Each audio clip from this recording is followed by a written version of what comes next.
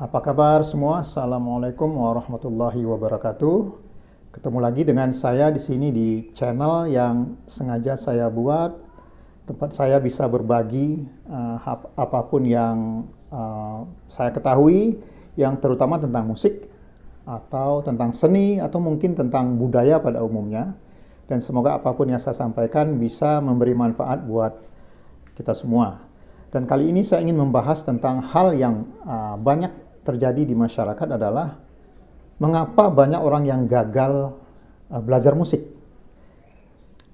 Jadi dalam keseharian itu saya sering menemukan kasus-kasus berupa curhatan dari sebagian orang, teman-teman, atau ada orang tua dari siswa, dari murid yang anaknya belajar musik sudah bertahun-tahun di satu lembaga pendidikan. Mereka itu umumnya merasa gagal untuk mencapai level yang mereka inginkan, yang mereka harapkan untuk bisa eksis dalam bermusik gitu.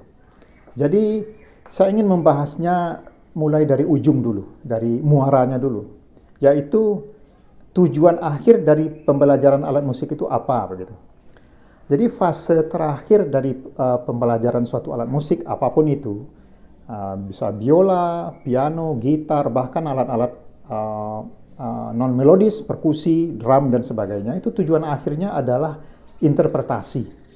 Interpretasi itu adalah cara kita untuk melahirkan musik sesuai dengan konsep-konsep estetika atau konsep-konsep artistik yang telah dibentuk oleh komposer. Jadi dalam hal ini kita memainkan musik itu harus sesuai dengan ide musikalnya komposer. Ataupun kalau sudah dimodifikasi atau sudah diberi bentuk baru, suatu konsep baru, itu tetap kita harus ikut kepada apa yang sudah digariskan. Jadi kita memainkan tidak semaunya kita, tetapi harus sesuai dengan konsep-konsep artistik atau konsep-konsep estetika yang sudah digariskan.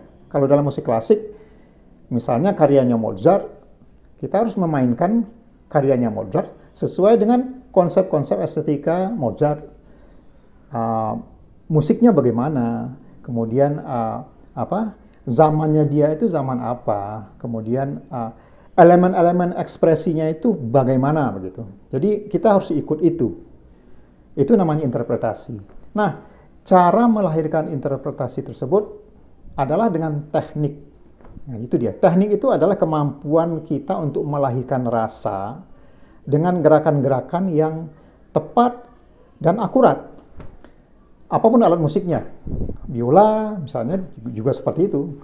Kemudian piano, gitar, alat-alat perkusi dan lain-lain sama saja. Semuanya harus seperti itu melalui teknik.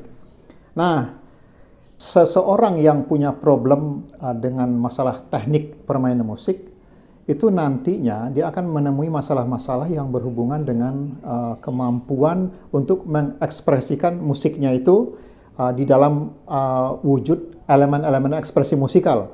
Seperti artikulasi, kemudian kemampuan tone yang bagus, power, kemudian juga kemampuan yang berhubungan dengan masalah tempo. Masalah tempo itu bukan berhubungan dengan masalah musikal saja, tapi adalah masalah yang berhubungan dengan teknik. Kemampuan seseorang untuk mengendalikan tempo permainan musik itu sebetulnya lebih banyak berhubungan dengan masalah teknik. Jadi saya banyak melihat ada pemain-pemain yang sebetulnya punya bakat yang besar, tetapi karena punya masalah dengan masalah teknik, akhirnya dia hanya mencapai level yang itu-itu saja. Dia tidak bisa berkembang. Dia hanya berada pada level-level permainan musik yang seperti itu terus.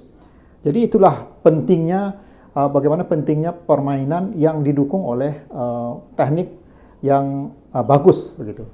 Jadi dalam banyak kasus saya melihat memang kegagalan seseorang dalam belajar musik itu banyak terjadi karena mereka tidak sampai kepada pembahasan yang tepat tentang aspek-aspek teknik dalam bermain musik. Nah, ada 3 hal penting yang menentukan seseorang itu bisa sampai kepada level bermain musik dengan baik. 3 hal penting tersebut harus ada semua. Jadi pertama adalah tentang anaknya sendiri, kemudian tentang metode yang dia dapatkan, yang ketiga adalah tentang alat. Jadi kalau dari anaknya sendiri, faktor pertama itu adalah memang masalah bakat sangat menentukan. Seseorang yang punya bakat musik yang lebih bagus itu akan cukup memberi pengaruh besar terhadap keberhasilan dia dalam belajar musik. Yang kedua adalah masih masalah tentang anak itu tadi, masalah bakat, kemudian masalah mentality. Masalah mentality ini juga, mentality ini berhubungan dengan daya juang, kemudian karakter seorang anak, pantang menyerah, kemudian keinginan yang besar. Itu juga sangat menentukan daripada keberhasilan seorang yang belajar musik. Yang ketiga tentang lingkungan dia. Jadi faktor lingkungan ini saya anggap termasuk faktor dari anak itu tadi. Jadi lingkungan dia kalau mendukung, dia berada pada suatu lingkungan yang keluarganya mendukung atau lingkungan di sekitarnya mendukung, itu juga akan bisa menentukan dia berhasil atau tidaknya dalam belajar musik. Kemudian aspek kedua yang menentukan juga adalah tentang metode. Jadi seorang belajar musik itu harus melalui metode yang tepat, harus melalui metode yang efektif. Nah, itu terlepas dari metode apa saja. Kalau metode itu biasanya kan sudah dibahas oleh orang-orang yang ahli. Jadi dalam perjalanan sejarah permainan musik, suatu alat musik itu dari zaman dulu sudah ada metode-metode yang terus dikembangkan seperti hampir seperti teknologi. Jadi berkembang terus sampai kepada suatu metode yang dianggap paling efisien, paling tepat di suatu zaman atau di suatu tempat. Jadi apapun metodenya, tapi yang penting ada metode begitu. Jadi kalau metode itu berhubungan dengan guru. Jadi seorang guru yang baik adalah guru yang tahu apa yang dia lakukan. Jadi dia tahu metodenya dan dia bisa menerapkan kepada seorang anak. Apapun itu metodenya. Kalau di biola bisa metode yang sekarang ini paling banyak dipakai metodenya Shinichi Suzuki kan, atau kalau dulu di Amerika metodenya Paul Roland misalnya, atau zaman di Eropa dulu banyak metode-metode dari Berio, Karfles, kemudian Kriegboom, Hofmann, Wolfart dan sebagainya. Itu mereka punya metode-metode sendiri dan memang seorang guru harus paham terhadap metode yang dia pakai.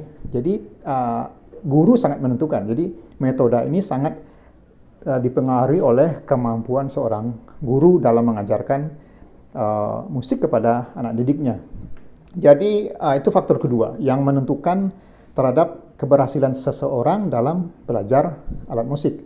Dan yang ketiga yang tidak kalah pentingnya adalah tentang alat musiknya sendiri.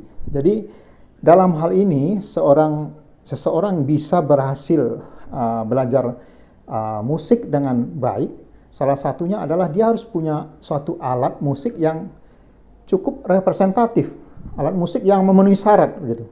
Kalau misalnya di biola, kita tidak bisa belajar musik klasik dengan baik dengan alat yang tidak memenuhi syarat.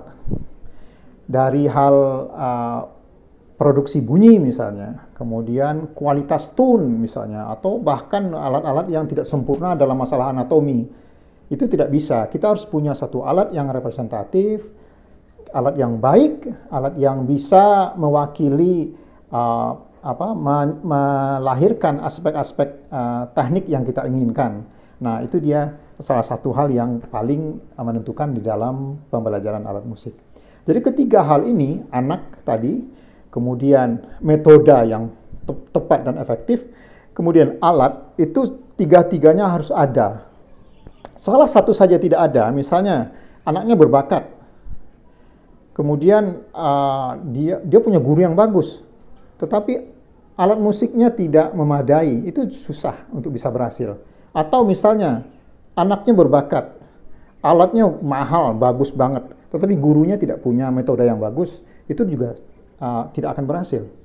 Atau alatnya bagus, gurunya hebat sekali, tapi anaknya tidak berbakat. Itu juga akan mengalami kesulitan untuk bisa berhasil dalam pembelajaran suatu alat musik. Nah, itulah kira-kira hal yang bisa saya sampaikan tentang kenapa ada orang yang berhasil dengan baik belajar alat musik, ada orang yang gagal. Kali ini itu saja, semoga bisa bermanfaat. Sekali lagi saya membuka ruang diskusi di kolom komen. Kalau misalnya ada yang mengajak berdiskusi atau bertanya, tidak apa-apa, kita bahas. Dan pasti juga ada manfaatnya buat saya. Demikian uraian saya kali ini. Assalamualaikum warahmatullahi wabarakatuh.